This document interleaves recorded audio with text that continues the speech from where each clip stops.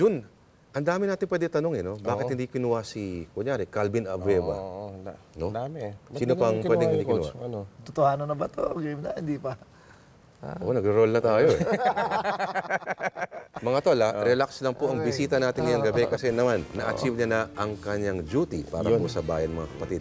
Kung ang Gilas Pilipinas ay may 12 puso, ito ang sumisigaw, ito ang nag-uutos, ito ang nag-motivate doon sa 12 puso na yan, mga kapatid. Si Coach Chot Reyes, isang bayani po ng bansang Pilipinas. Coach, maraming salamat sa oras mo. Salamat. Kahit alam ko ang layo ng pinanggalingan mo, dyan lang sa kabilang. Pero yung tanong ko nga, ba't di nyo kinuha si Bonel Balingit, Coach? O kaya si Bolado? Paano? Kailangan natin ng sentrong mabilis tumakbo at malakas tumalon. Wala mga characteristics doon sa dalawang sinabi mo. Wala. Maganda naman boses si Bonel Balingit. Sama naman ang tanong mo kasi.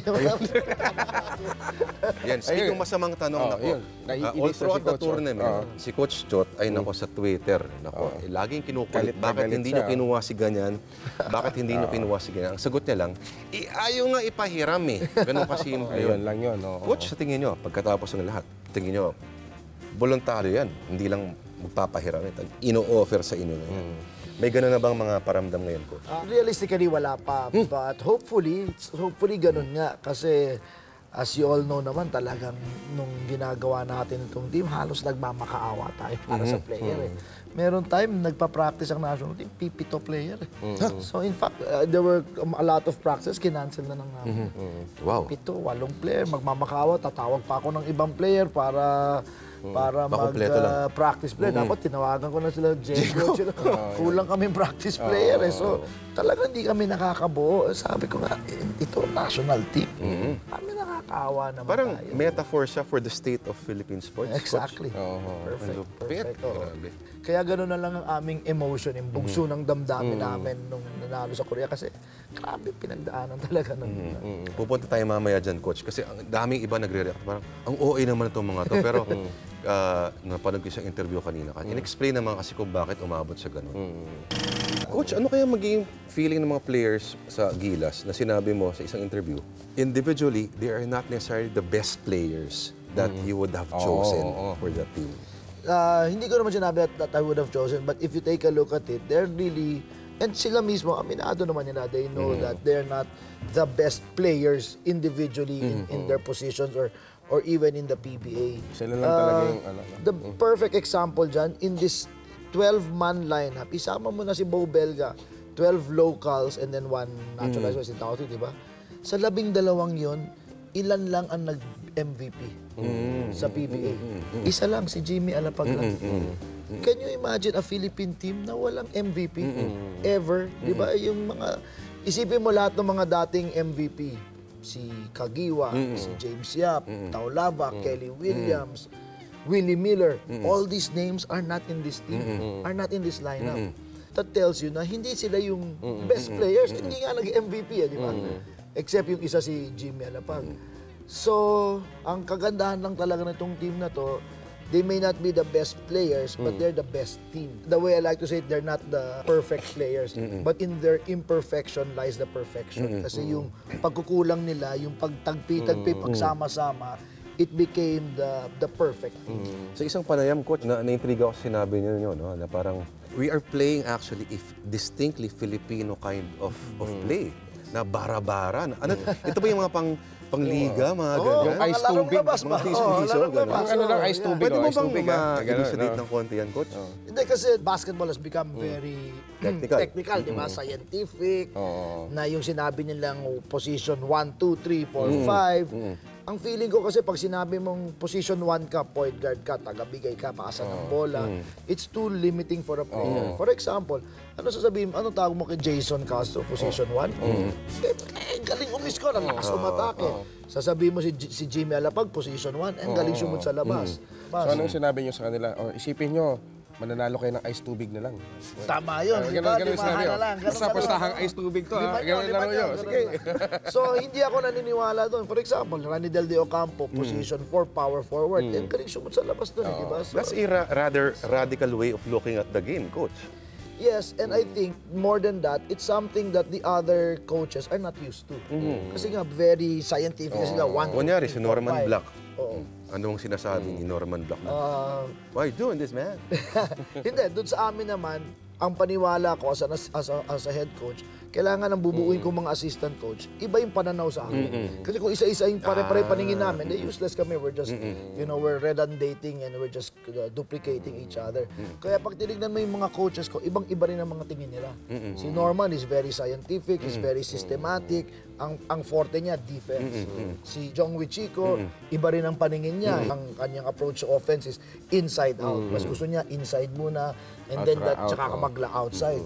I'm completely the opposite. So, we are very diametric views with my assistant coaches. Wow, coach, ha? And ganun talaga dapat. In the scenario of the actual gameplay, na napaka-stressful lang lahat at lahat sumisigaw, andyan pa yung presidente minsan, na parang malas yata, at yung vice president. Vice President, oh. Paano mo nasisynthesize lahat ng mga different viewpoints na to pag ganun, game time?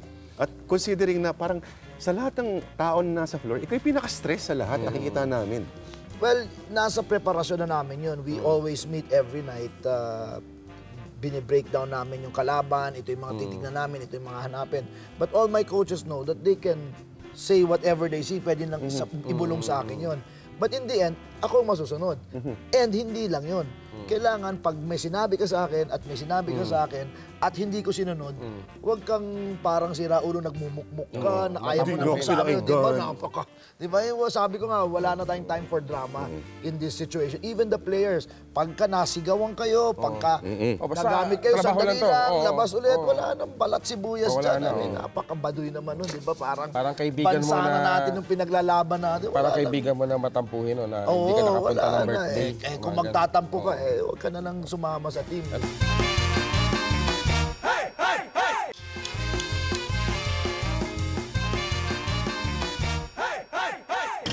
Sa crucial games, no, like specifically sa South Korea, ilang percentage doon na talagang spontaneous lang yung naging decision ng mga players within the court at hindi nakinig sa'yo? I'm very confident to say na walang ganun sa amin kasi hindi ko naman, they have a lot of freedom. In fact, a lot of times, kung mapaparoon mo yung mga ibang team, yung point guard, pagdala yung bola, titingin sa coach, tatanong anong play. Pag yung early on, yung mga sila Jason Castro, sila Jimmy kasi sanay na yan sa akin at sila. Pero when they were first with me, ganun sila, tumitingin sila sa akin, anong play? Sabi ko, ewan ko, kayo bahala kayo nandyan eh. Sabi ko, so, I give them the freedom to run the offense. And in the first place, yung opensa natin is ika nga, bara-bara. But there is a method to the madness. So that, ang sinasabi nga ng mga ibang coach, ang Pilipinas, ang hirap kalaban kasi mahirap scout. Hindi mo alam gagawin niya. Eh sagot ko, talagang mahirap kami i-scout. Kami nga, hindi namin alam gagawin namin. Paano mo malalaman anong gagawin namin? Parang larong kalye talaga yung nangyari dun sa ano. Sinabi mo yan, you don't coach for one game, you coach for a whole tournament. Sabi mo. At yung decision to field 2 point guards against Chinese Taipei, you got a lot of for that. Oo, talaga. Buti Pero, sinabi mo. same lineup, in-apply mo sa South Korea, who the is complaining? Yeah. Kasi yun na nga eh. Kasi kung maaalala niyo yung Chinese Taipei, the 2 point guards were Jason Castro and Jimmy Alapan. The reason is because I have full confidence in those 2 players, including L.A. Tenorio. In fact, if I could get away with it, the 3 point guard doon, gagawin ko kung di lang tayo masyado mami-mismatch. Short of saying, coach, na inaasahan mo sila to make the outside shots. Hindi, not to make the outside shot. I am sure that they will make the right decision. Whether it's to shoot the outside shot, or to drive, or to pass off, whatever, they will make the right decision. So, in the end game, sila yung nandun. Ngayon, ang problema sa Taipei, yung dalawang wide open na 3-point shot ni Jimmy na sinetap ni Jason, nag-miss eh. So, talo. Ganun talaga eh. But I had to do that then because alam ko down the road that we will need that. In fact, even before the tournament, nung kinuha ko si Jimmy, nag-usap kami matagal. Sabi niya, Coach, don't worry about me. If you really think it's LA at si Jason, okay ako dyan. I've had my stint already. But if you think I can help you, then alam mo that I'm all here. Sabi niya. Sabi ko, Jimmy, I want to have 3-point guards. Why? Because ang gagamitin ko at the start will be mostly LA and Jason, i-reserve kita sa dulo. Pag panapos, ikaw ang tatapos niyan. So sabi ko, Jimmy, don't expect playing time. Basta gamitin kita, 2 minutes, 3 minutes, and all throughout, he was the Yun pala third yun, point guard oo. of the bench, di ba? Wow, si Jimmy Alapag pa. But he's the captain mo. Siya lang ang may MVP award sa buong lineup na yun eh. But he was the most, aside from Junmar Fajardo, he had the fewest minutes kasi siya yung pangatlong point guard of the bench. But sinabi ko naman sa kanya from the start, pero Jimmy, kailangan ready ka. At saka huwag mo sabihin sa akin, wala akong warm-up coach, hindi ako nakatira buong game. Hindi pwede yun. Basta pag pumasok ka, end game, may panira, kailangan mo itira. At kailangan mo ishoot. Kundi talo tayo. Eksakto nangyari sa Taipei. Okay, you can only prepare for so much. But anong percentage that you leave everything to fate or chance? Nako. Kasi kunyari, yung sa Iran, ang dami nating wide open shots. Ang daming wide open na tres. Hindi lang talaga pumapasok. Well, what people don't realize is the misses against Iran was also a direct function of not having Marcus Dauti. Kasi pag nag-3 points sila, confident sila na may magre-rebound sa ilalim. That's part of it, number one. But number two, without Dauti, triple ang effort nila to rebound, to play defense, to do other things, that it affects the outside shooting. So, basketball is a very dynamic game. There is not one thing you will say na, hindi, minalas lang. Hindi, may mga ginawa rin kasi siya eh. So, Okay, basing on your answer, it's all science. there is, there's a real method to the madness. Pero, my answer to your question is, we do not teach our players plays. We teach them how to play. Oh, hindi ko na masyadong Kasi paano yung coach? yung traditional, like the scientific way nga, and the European way, play one, pupunta ka doon, ikaw pupunta ka doon, dito mo ipapasa, si screen ka dito. Ganon. And they assume that everyone can make the shot. Ganun ba Everyone, yun? that's the precision of it. Ang tawag natin, delinya. Delinya ba? Yung talagang dekahon eh, di ba? Tayo, Hindi wala ba? That tayo would make it naman ganun. more simplified. Yes, but me naman, pag pinapanood kita, alam ko lahat ng tawag ng play mo. So, I can stop it. So, sa amin, hindi kami ganun. Wala naman kaming play 1, play 2, play. Pero we know how to play. So that pag ito gusto namin gawin at binara kami dito, walang no problem. Alam na namin ang what we call counters. So, sa iba, may pros and cons yun. If you're very precise, very, ginagagawin mo talaga yung gusto mong gawin. Sa amin, my philosophy is completely the opposite. It relies a lot on movement, on spacing, on the abilities of our players, but it is very systematic and it's very disciplined and there is a structure. Okay, coach, ito. Paliwanag lang natin sa mga parang uuwi naman ito mga to na parang humihalik-halik pa sa floor, mga iyak-iyak pa sa press con. Paliwanag natin kung gaano ka-hardcore kasi is that, yung victory against South Korea. Kung bakit gano'n na lang tayo nag-react. Kasi at ilang taon na tayong hirapan talaga ng South Korea. There were some very painful defeats. So talagang may history tayo sa South Korea. Kaya nung nagsama yung history na yon plus the prospect of creating, napakapasok sa finals, and then yung hirap namin. So pag pinagsama-sama mo lahat yon, talagang kasi alam mo, mahirap yung kunyari, binabatikos ka, may tumitira sa'yo. Okay yun kung nakakasagot ka, di ba nakakapalag ka? Pero hindi kami pumalag. All throughout. Okay yun kung bayad kayo eh. Oo, di ba? Pero hindi kami pumalag. Di ba? Hindi. Nung binabatikos ako, ayaw magpahiram ni ganitong team sa ganito. Yung player, hindi ko ilalagay sa lineup. Titirahin ako ng million niyang follower. Pero hindi ko pwede sabihin, wala siya sa lineup kasi ay yung boss yun eh. Oo, hindi ko pwede sabihin yun, pare. Can you imagine yung Kinimkim mo. Kinuha ko lahat nung galit The ng brand, tao na ito hindi ka lahat ko of naman kasalanan. So, hindi kami makasagot, hindi kami makapalag. Pag may nagki-question about bakit kayo pumunta sa ganito, bakit mo kinuha sa ganyan, hindi ko na lang sinasagot. So, you can imagine for 3-4 months, kinimkim namin lahat yun. So, nung finally nanalo, ibig sabihin, ayoko naman sabihin sa mga tao, ito sa inyo, ayoko naman, hindi naman ako ganung tao. So parang in the end, I think yung players, sila Ranidel, sila Ping, naramdaman din nila yun eh. Na yung dinadala namin. Kaya ganun yung hirap, emosyon ng oo. yun. May ginawa ka ba sa Gilas na hindi mo ginagawa dati sa ibang mga teams na kino-coach mo? we were doing a lot of the same things pero just on a deeper level or on a more detailed level, mas malalim lang ang preparasyon. But then yung malaking bagay, yung nagpunta kaming Lithuania, nagpunta kaming New Zealand. Na ang beach daw ay 3 degrees. Oo, ang lamig kasi we got there during winter. Alam mo naman kung gaano kagaganda mga babae sa Lithuania. Partner. Okay. Naku. Pero wala, hindi namin pinansin yun. Talagang hindi ako sumisip-sip sa asawa ko. Pero talagang wala kami, full focus kami, hindi kami lumabas, hindi kami... In the first place, wala ka ng lakas eh. Gigising ka na alas 6, tatakbo kami sa umaga. And then magbe-breakfast kami together, tapos magpa-practice kami ng 10 in the morning hanggang up to 12. lunch. And then magwe-weights. Weights. Papahinga kaming konti, balik na naman sa gym, 6 to 8 ng gabi. Eh, by the time, after dinner ng 8:30 na, manonood pa kaming video, magti-team building pa kami. Laspag na laspag yun. And we did that for 14 days diretso. So, wala talagang chance mag-good time or... Ako, gusto kong tanongin to, Coach. Ikaw ba, pag tumatakbo sila sa umaga, sumasabay ka ba? Oo. Wow. Ikaw mo naman, Nahuhuli lang ako. Nahuhuli lang ako sila. Pero hindi, tatapusin ko. may curious lang ako tanong. Nakasama mo si Team Con dati, di ba? Oo. Kasi nung bata kami, napapanood namin yung commercial ng Alaska. Hindi siya yun. Hindi ba siya yun? Hindi siya yun. Pwede natin tanggalin si interview to, Coach. Wag. Paulit-ulit na yung joke na. Think so yun, Tol. Anak na yung may-ari ng Alaska yun. Kasi laging ganun, di ba? Team Con yun. Alaska, man. Yung minsan ba na parang nagwawala ka sa camera, turo ka ng turo, kanya, gesture. Kasi sinabi mo dati na parang, pag nag-start na yung game, parang blanco ka na parang tutok ka Focus lang. na talaga doon. Even before the game, in fact, may mga tao pumunta sa likod. Shot, o coach, sinatawag. Picture! Hindi to, selfie Hindi tayo. ko talaga pinapansin eh. And you know, pati asawa ko alam na yun eh. Maski before the game, alam na niya.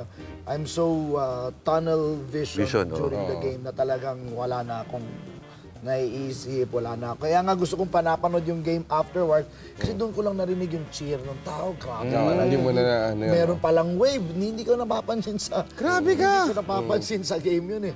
Oh, may time Focus lang talaga, Kaganda nung nakaupo sa likod, sabi ng mga player, Coach, nakita mo, sino? Nandun si ganon. Wala, hindi ko talaga nakikita kasi... papalakas ka talaga kay Mrs. I owe that to my Hindi, wala best to siyang be buhok. I owe that to my best to be 100% in the ball game. And so, you know, I think that's the only way I know how.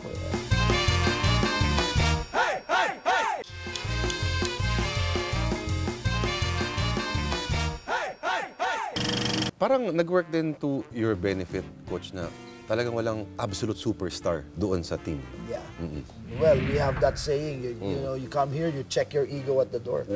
In fact, binabantayan kasi natin, siyempre, lahat ng magagaling na coach rin sa buong mundo. Meron ako nakitang interview ni Mike Krzyzewski, sinabi niya sa Team USA yon. Being in the USA national team is not about who has the most shots, who's playing the most minutes, who scores the most points. Being on the national team is simply about winning. It's about getting that W. So same thing sa team namin. Pakwento lang, Coach, kasi ang dali sa players eh. After a game, magka-crash ako sa hotel room, masahe. Pero ikaw, I'm sure you have to review the tapes. Yeah, especially itong schedule na to, di ba? Ang game sa atin, 8:30 matatapos. Okay, Coach, sa tingin mo ba makatao yung ganong schedule? Araw-araw may laro? Mahirap talaga yun, pero that's the reality. Kaya, you know, that was something we had to live with. So, 8:30 yung game, tapos tayong 10:30. Bago kami makabalik sa hotel, makakain. 12 o'clock bago kami mag-start ng coaches meeting. So, yung players at 12 o'clock, matutulog na yun. Yung coaches, 12? Yung coaches, dun pa lang kami nag-start mag-usap. Papanorin namin yung video, usap. At 3 o'clock, matutulog na ako. AM? 3 a.m. Tapos matutulog gigising na. kayo ng... Tapos, meron kaming 8 o'clock breakfast. Kasi Coach, mag-usap pa 5 ulit oras kami. sa tulog lang yun. Oo. Paano kayo makakashot Swerte yan? nga ako. Wala. Kaya nga, swerte nga ako, nakakalimang oras pa ako because the other assistants, hindi pa, pag papatulugin na nila ako ng 3 o'clock, kasi sila naman, i-edit nila yung video, prepare nila yung scouting report, marami pa sila ibang gagawin. So, hindi pa sila matutulog nun. Pero alam namin, we were prepared for that. So, alam na namin na gano'n ang trabaho. We were prepared for it. We had conditioned our minds for it. That's why, you know, sinasabi ko you know, grabe ang trabaho ng coaching staff, yung assistant coaches natin. Considering, grabe ang ano pa yan? trabaho nila. Para sa bayan lang yan. Sa Tol. bayan. Walang budget. Pero coach, maliban dun sa basketball, pag wala yung basketball, kayo daw ay motivational speaker. Oo, matagal ko na yan ginagawa kasi nga nung nag-start tayo sa PBA and then nananalo tayo nung 93-94, maraming nag-imbita sa akin, magbigay ng mga talks. And then later, nagiging mas regular na. So, naglagay ako ng parang training and consultancy firm. Ang specialty talaga namin is building teams. So, coach, parang lumalabas, Ginagawa ko rin yan on the side. basketball coaching can be a metaphor for life. Ganun ba yun? It is a metaphor for life. And, Kunyari, ito, coach, ito, medyo wasak ang buhay nito eh. Ayan, paano ko Ang ba bisyo kasi aayusin? niyan, pag-ibig. Paano ko aayusin yung buhay ko, coach? Ganon, kung sakali. mahaba-habang kulang ang isang Mahaba-habang inuman. episode itong wasak na yun. Pero coach, yung nanalo tayo sa Korea, after nun, ano yung kinain nyo? May kinakainan kaming restaurant sa tapat ng hotel namin eh. So, ano ba kinain ko doon?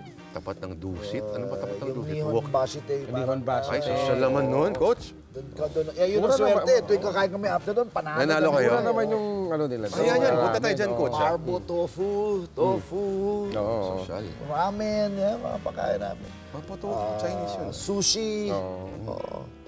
Ikaw, coach, mismo, ikaw ba may mga personal superstitions ka about the game? Kunyari, do you, parang si Jordan, no? Di ba? Big lucky socks daw siya. Pati Jackie, papalit. Pinalalaban naman. Brief, dapat hindi nalalaban, ba? Yung long sleeves na ginamit ko, yung checkered na red at ano, na ginamit ko sa Taipei natalo, wala na yun. Ah, ganun? Seryoso yan, coach? Oo, hindi ko na Pwede bang dadamitin akin sa na lang game yung yun. coach? Pirmahan mo? Basta, Galing itong bata ko talaga. Oo, bebenta niya yan, coach. Eh. Kunin ko dyan sa opisina niyo, ha? Pag tuloy ka. Wala, sinuot ko kahapon yun sa TV5 victory party eh. So, you know, di ko alam kung may kinalaman sa resulta yun o hindi. Pero ang attitude yun, white tempt the fates. Kung nanalo ako, itong shirt na to, hindi natalo ito eh. Hindi na natalo eh. So, marami ako nakabackup pero yung mga nananalo ay Yun na yun, oo. utlet, pati May lumapit na bang mag-i-endorse kayo ng produkto? May lumapit na sa inyo? Pagkatapos ng wala eh. Wala ka ba marirefer? mangyayari yan, coach. Mangyayari yan. Oh, coach, yung boss natin, maraming produkto. Coach, ano yung thoughts niyo? Nakita mo ba? Mali naman yan eh. Parang ang pangit naman ng buko. Ganda-ganda ng buko. Pinotoshop eh. May ganyan yan eh. oh. Pinotoshop eh. Coach, bakit number 8 ang pinili yung player? Yan talaga number ko from way Kobe back. Bryant Whether- yan. Wala pa si Kobe Bryant sa eksena niyan. Una kay Kobe yan, ha? Excuse me. May ganyang gimmick ka na kayo. Hindi kasi tiyo ko si Francis Arnaiz eh. Ang asawa, ang Hindi nga, first wife ni patingin nga. Francis, si Susan Reyes, is a very close sister siya ng father ko and very close kami in age. Up to now, we're very close. Nanood sa lahat ng games natin si Susan Reyes. So, number 8 si Arnaiz nun eh. So, 8 rin talaga ako. 8, no? So, that's really my number. Coach, Yan- ano yung AAP nung panahon ninyo? Ito yung yung- riot-riot na yung to. picture Maliban na yan doon sa kasi- maiksi yung short. Oo, maiksing short at mahaba yung medyas. Eh. Okay lang, it was just the same. Pero it's not like it is now, obviously. Dahil sa TV and all that. Pero yung picture na kasi yan, kasi yung Mythical 5 ng UAP in that year was Jericho Dinera, Alan Caidic, Glenn Capasio, Pido Harencio, tsaka ako. Ako lang hindi umabot sa PBA. Nag-Mythical 5 ka? Ako, kaya nga nun yung picture na yan, that was the UAP Mythical 5. Yeah. Coaching and life. Ano yung paralelismo nito, Coach? Anything that's significant that you want to achieve is you can only do as part of a team. Whether it's in sports or in the corporate world or your own business or being member of a band or here, dito sa trabaho na. I mean, Team yan. kayo yung dalawa dito, but you can't get your job done if without the people behind the cameras. and Pero the Coach, other- tatay na gusto mong tanggalin to. Ito lang. Ikaw nang bahala dyan. So, I think that's that's one Coach, very kunin mo important thing. the value of a team, of being part of a great team. Secondly, the effort, the hard work, and the discipline necessary to succeed. Kung wala kang disiplina, you cannot succeed in sports, neither can you succeed in life. And having the passion, and I think the direction is very, very important. And in the end, yun lang naman ang kwento ng Gilas, di ba? laban, you fight with all your might until you can't fight anymore. Puso. Pilipinas para sa iyong bayan, and you do it with all your heart, puso. So, you know, in the end, that was a very simple story of Gilas Pilipinas. Right, Coach? Ganda.